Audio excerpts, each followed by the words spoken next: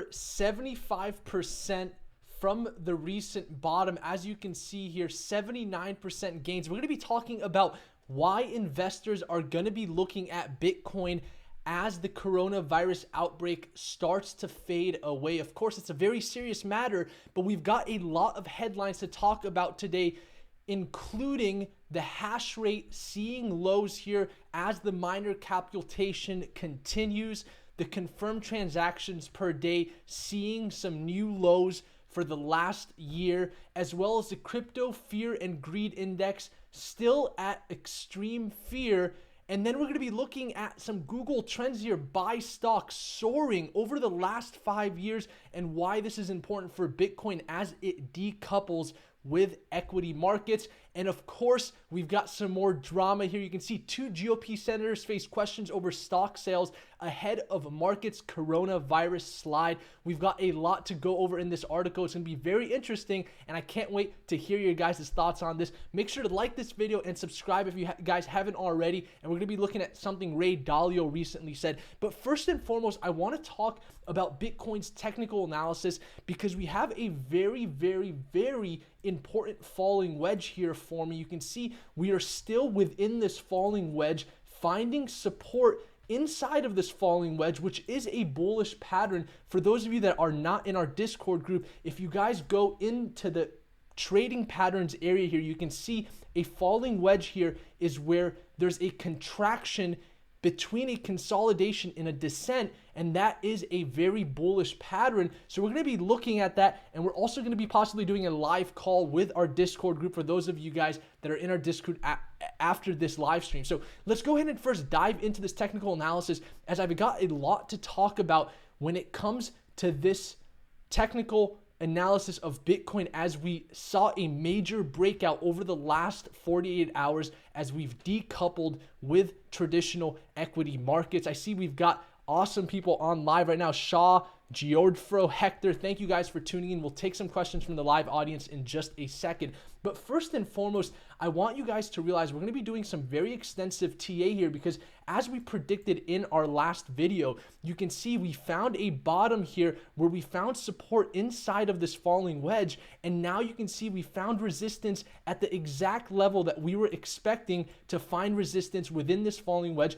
Unfortunately, we have yet to break out of this falling wedge, but I'm going to talk about why that doesn't necessarily matter right now, due to the fact that stock markets are still in a decline, as we've seen future markets with a sharp decline after Friday's close. And I'm going to be looking at several different patterns here for you guys. I see we've got a lot more people on live. Somebody just said, yes, opportunity soon. I love it.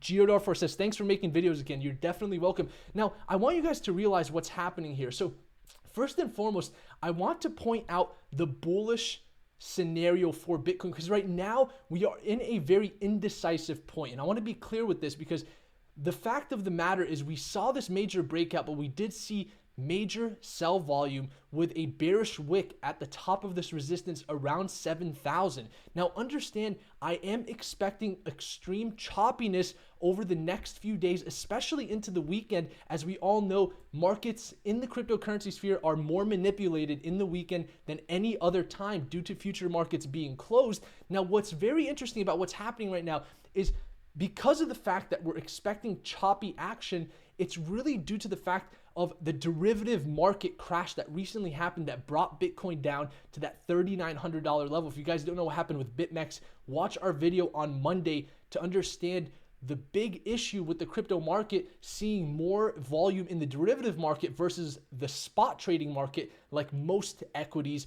and that caused a major sell-off. And so I am going to go ahead and ignore this wick just for now, being the fact that we are able to see a confirmed bottom here within this falling wedge, which is a very bullish pattern. Now, one thing I want you guys to realize is the way Bitcoin is typically gonna find its bottom. I'm finding some very interesting correlations with what we saw here in December of 2019 with this bottoming pattern, as we formed this initial low and then a lower low, and then of course we found a higher low here. As you can see, this initial low a lower low and then a higher low before seeing a push to the upside. And what's really interesting is if we go in the 4-hour chart, you can see here, if we don't pay attention to this wick, because we all can agree with the fact that this recent push down was more manipulation than ever due to the derivative market crash, then we see here we've got a low made right here, a lower low, and then a higher low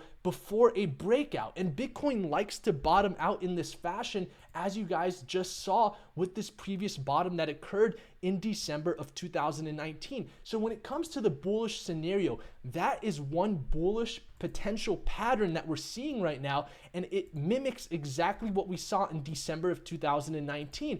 And so that right there for me is very positive, as long as we can stay above that initial breakout level of around 6,000. Of course, we just saw a wick down, but buyers were very quick to buy that up, which is very positive right now. And understand that's not the only bullish pattern we're seeing. You can also see we've got a potential rounding bottom forming here. If you guys don't know what a rounding bottom is, once again, in our Discord, if you guys go into the trading pattern section, you can see a rounding bottom comes in from a descent, forms a cup, and then sees a push down before a breakout to the upside where we've got a neckline formed and we've got a potential rounding bottom. Now understand, none of these patterns, in my opinion, are very concrete because of the choppiness that we're seeing due to the major market crash that recently happened with derivative markets, which we can all agree was more than what was needed and was beyond technical analysis. And therefore, we're trying to make the best out of what we've currently got. Because if you look at any analysis right now, a lot of it is undetermined. People are saying that we've found the bottom. Some people are saying there's going to be lower lows. And of course, right now, in my opinion, being in the market for over 10 years now, I can tell you it's very, very, very indecisive right now. Another potential bullish pattern that we're seeing here is an inverse head and shoulder, where we've got a head here and two shoulders forming. Of course, it's not perfect, but that can also be a potential bullish pattern that's forming right now that we've broken out of. So the main point here, these are all potential patterns, but the main formation that we want to pay attention to is this overall falling wedge. Anything below that $4,400 level, and this is a Gemini chart, in my opinion, would be extremely bearish for Bitcoin, being the fact that we've already wicked and broke that falling wedge. Of course, it was beyond technical analysis, in my opinion, but the fact that we broke through that wick is negative, in my opinion, when it comes to understanding the basic fundamentals of TA. So if we see a break below that $5,700 to $5,500 level, remember we have that 200-week moving average as well at that 5,550 level. We do not want to go below that green line that we have drawn out here, because this right here is the 200-day moving average at 5,555.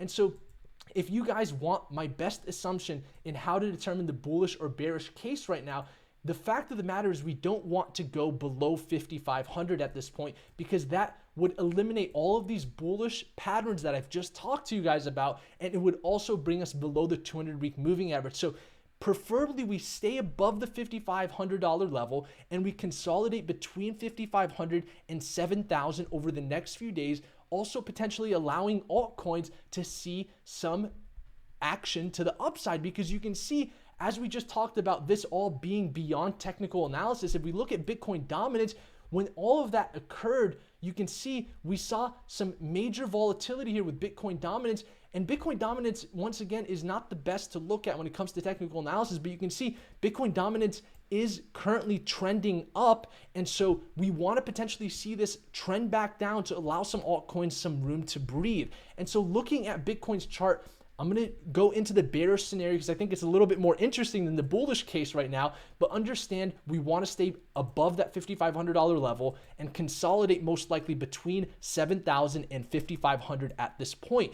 Now understand, along with all of this, the real indicator that we were going to break out was when Bitcoin started to decouple from equity markets. If you guys have been watching our live stream over the last 2 weeks, we've talked about an extreme correlation with equity markets as of recent with Bitcoin, as if you even go into the 1-minute chart during market hours, you can see a very strong correlation with equity markets. Now that changed significantly when we started to see Bitcoin break out and equity markets form new lows. If we were to take a chart here and look at a side-by-side comparison with the Dow, for example, or actually if we look at the S&P 500, which I've seen more correlation with, you can see here when Bitcoin started to stop correlating with the S&P 500. We'll go ahead and pull both of these on a daily chart, and you can see here when the S&P 500 here started to continue to see lower lows. Just pay attention to the dotted line here. It's going to correlate with time frame.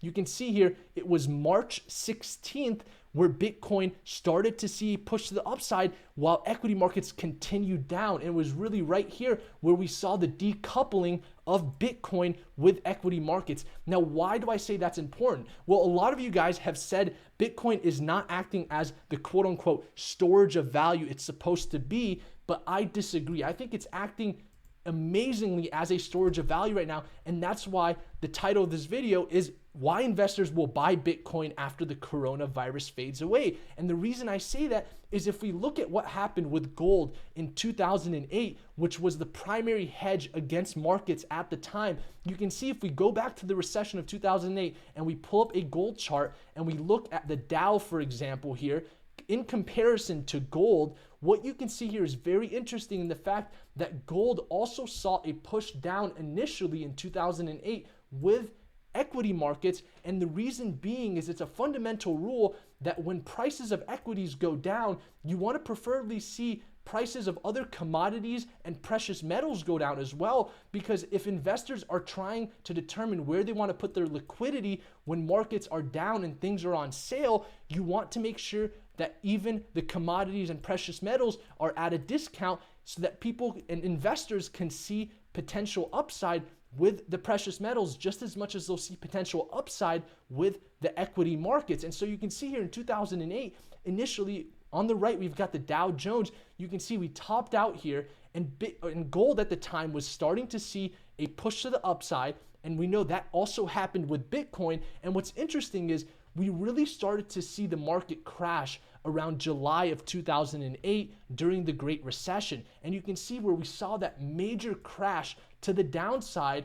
At that exact moment, we started to see gold see a push to the upside and decoupled with equity markets. And why is that so interesting? It's because of the fact that Bitcoin now has decoupled itself from equity markets, which could potentially also indicate a bottom is coming very soon for equity markets now that we're down between 30 and 40% in all major indices. So understand that this is becoming a very bullish case for Bitcoin as we start to see Bitcoin continue to see upside amongst equity markets, seeing new lows on a daily basis due to the global pandemic.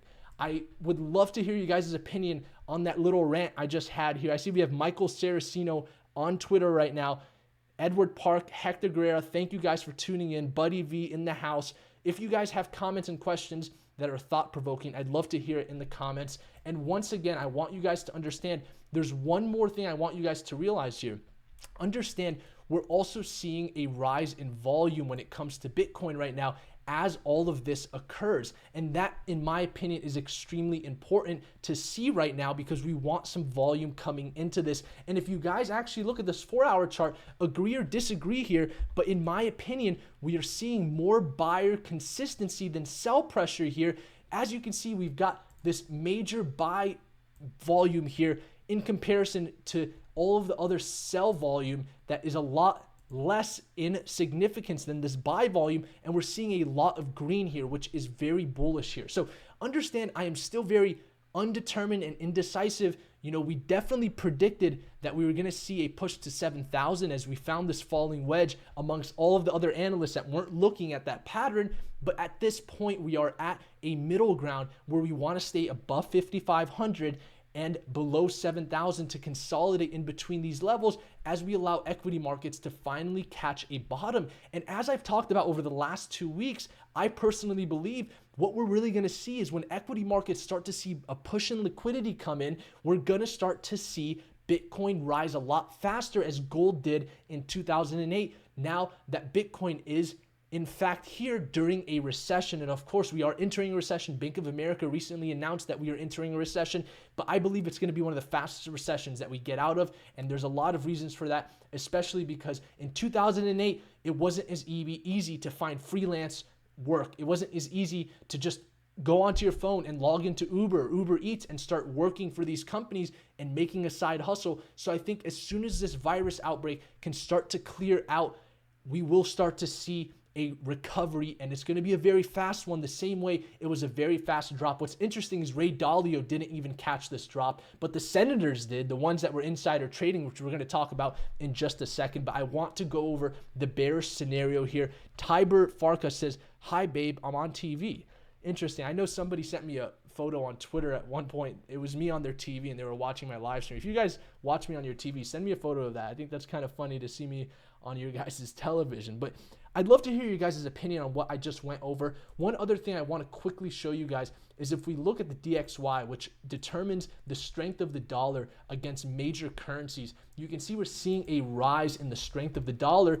And even with seeing such strength with the dollar, Bitcoin is still seeing a 40% increase from its recent low over the last 2 weeks. And in that, I believe Bitcoin is becoming just as strong, if not stronger than the dollar amongst a lot of these other currencies that are seeing a big crash, especially if you look at the Australian dollar losing a ton of value against the US dollar. And of course, I am not downplaying the coronavirus outbreak. Of course, all of these stores are closed. People are in quarantine, staying home right now. Yes, there is a major issue with this virus outbreak, but until we can start to recover, I think is when we're going to see one of the fastest recoveries in history, and maybe and potentially one of the most fascinating bull runs for Bitcoin, as we'll talk about in just a second. So I want to go over the bearish scenario in just a second now that we went over the bullish scenario. If you guys enjoyed that little rant, like the video. I've done a lot of research today to give you guys this info. But understand, we're going to be looking at the bearish case right now. So I'm going to keep this very simple with you guys. Understand at this point, we don't want to break below the 200-week moving average, which we just talked about. And that 200-week moving average is right around that 55.50 level. So that's going to be the level we're going to be watching here, around that 55.50 level. We don't want to break below that because that's going to show a sign of weakness, and it's going to pretty much invalidate all of those patterns that we just talked about that are potentially forming right now in this very choppy zone. Now, another instance is if we break below 5,500, we may see another bottom at this falling wedge. I think the only reason that would happen is if equity markets start to see major downside in comparison to where they're already at, because at that point, just as we've talked about in the last few weeks, when equity markets become extremely discounted, we also want to see extreme discounts with precious metals and commodities so that they can still be attractive for the investors that have cash on the side, like Warren Buffett sitting on the most cash he's ever sat on before. And of course, I guarantee you, if Bitcoin starts to move, Warren Buffett might become a believer finally, right? So understand that's very important. Now, understand along with this, I like to use the RSI is confirmation. I don't like to use indicators when trading as much. I do use them for confirmation. And I want you guys to realize we are seeing some potentially bearish indicators here when it comes to the RSI here for Bitcoin. So you can see here at 40, which in my experience, 40 is a level. If we stay below 40 in RSI, it's bearish, right? If we find resistance at 40, it's bearish. Anything between 40 and 60 is neutral. Anything above 60 starts to become bullish. I know some of you guys argue that it's below 30, below 70, but that's what all of the, that's what the majority of beginners look at. The more experienced traders, from my experience, they look at the 40 and the 60 level as a initiator of a bullish or bearish trend. You can see we've got a bearish RSI here, finding resistance currently at 40 on the daily. We pull up the 4-hour RSI. We broke below 60. We're now finding resistance at 60. That's bearish in my opinion. On the weekly, you can see a very decisive resistance at 40 currently. Very bearish in my opinion. And so we've got a bearish weekly, daily, and 4-hour RSI right now. So along with that, understand we are at a time of extreme panic. And so when we look at hash rate, yes, we are seeing hash rate starting to drop, but it's just like every other chart in the global market right now. Things are dropping. So this is understandable to me. Of course, we have the halving coming out, but we don't want to go into a halving rant at this point. I know I say it wrong, by the way. Maybe you guys can correct me at our Discord live chat if we do that tonight.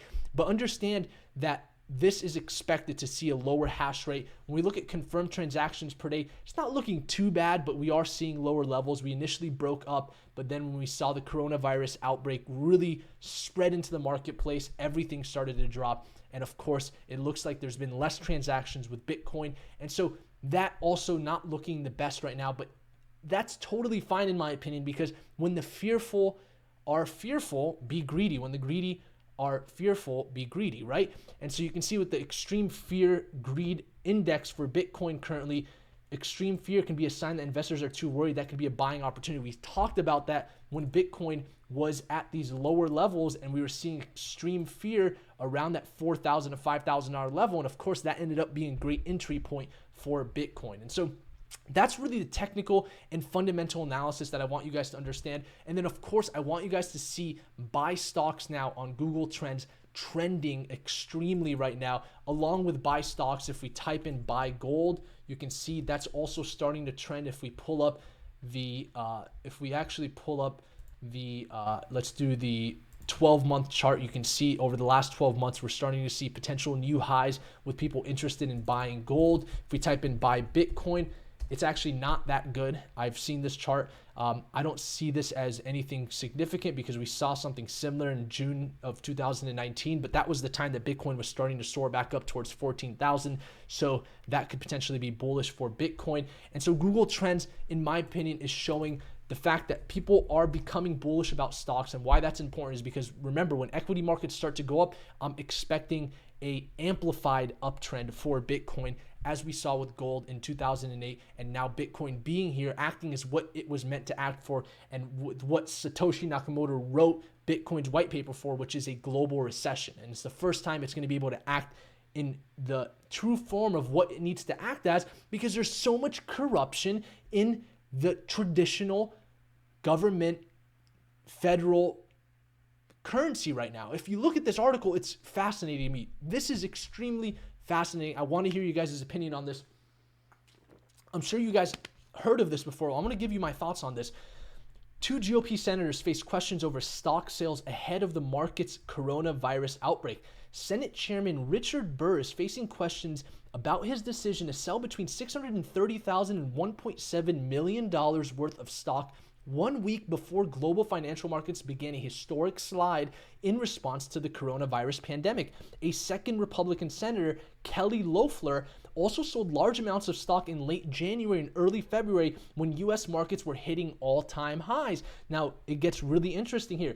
Both Burr and Loeffler have received non-public information about the global spread of coronavirus from executive branch officials who have been briefing senators regularly since at least January. And it continues on to say, in a statement Friday, this is how Burr defended himself. He said his decision to offload his stock was based solely on public news reports. Oh, really? Well, I'll tell you why I don't believe that in just a second. You can see here it says, members of Congress are prohibited by law from using non-public information they obtain through their official positions in order to personally profit off the stock market. It's called insider trading. And then it continues to say on February 13th, 1 week before U.S. stocks began sliding, Burr sold more than $500,000 worth of shares in a single day. Now we go to Loeffler, and it says here the same day